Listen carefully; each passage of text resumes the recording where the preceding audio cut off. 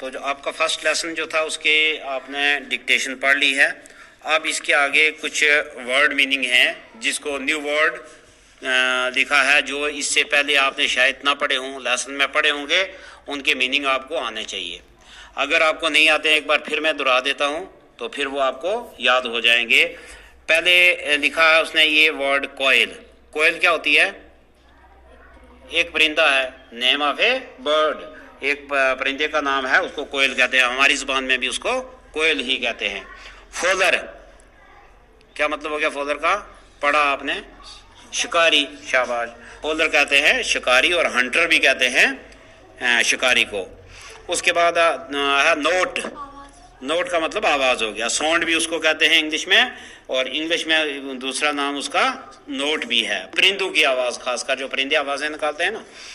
At the head of एक word इस्तेमाल हुआ है, एट द हेड ऑफ।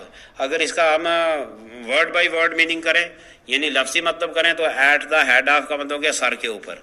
लेकिन इसका मतलब सर के ऊपर नहीं, जैसे टोपी सर के ऊपर होती है, ऐसे नहीं।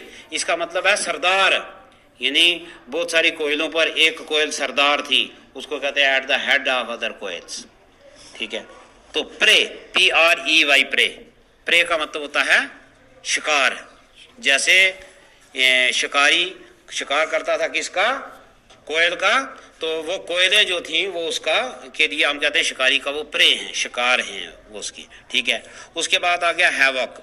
हैवक का मतलब होता है तबाही मचाना। वो जो हैवक मचाया हुआ था किसने? वो शिकारी ने जाके जंगलों में उन कोयलों को शिकार करता था, उनको ले आता था इकट्ठी करके, वो हैवक था। मारो, मारो का मतलब हो गया अगला दिन, इसी को हम टुमारो भी कहते हैं। ठीक है।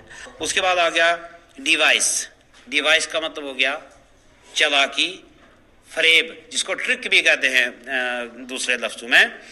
थॉर्न ब्रेक, थॉर्न का मतलब होता है कांटा।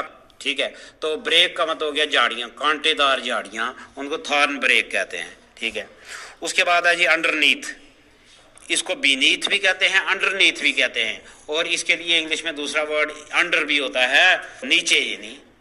ठीक है। उसके बाद है डिसइंटेंगल। डिसइंटेंगल ये इसका मतलब हो गया अलग अलग करना। ठीक है। उसके बाद आ गया बीकर। बीकर का मतलब होता है झगड़ा, क्वैरल भी इसको कहते हैं। अब इस झगड़े के लिए बहुत सारे वर्ड आपके पास आएंगे, जैसे बीकर, क्वैरल, आगे भी आएंगे झगड़ने के लिए कुछ वर्ड। उसके बाद है बैग। बैग का मतलब ऐसे बैग होता है थैला, लेकिन किसी चीज को इकट्ठा करके ना जो, उसको भी हम बैग कहते हैं। तो इस यहाँ बैग का मतलब जो इस्तेमाल हुआ है लेसन में, उसका मतलब इकट्ठे करना, कैच, पकड़ना। ठीक है। उसके बाद आ गया अलाइट। अलाइट का मतलब होता है उतरना।